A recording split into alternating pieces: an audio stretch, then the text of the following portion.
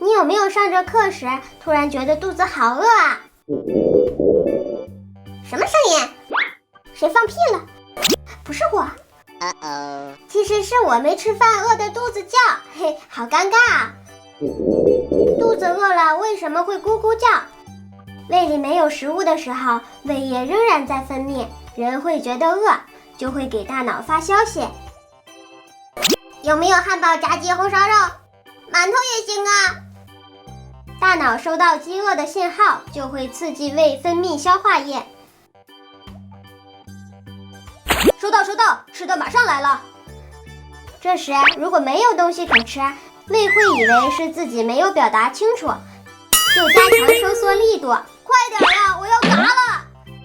里面的气体和液体会被挤来挤去，发出咕噜噜的响声。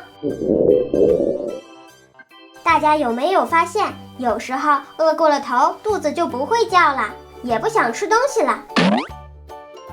因为胃的剧烈收缩一般是半个小时左右就会平静下来，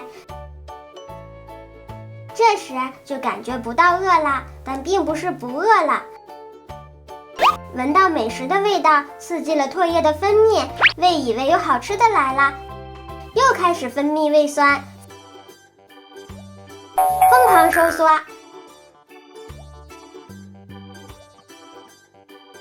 长时间饿肚子对胃的伤害是很大的。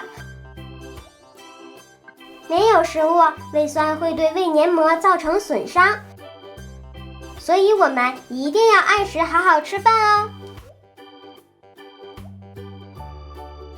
关注我，了解有趣的科普知识。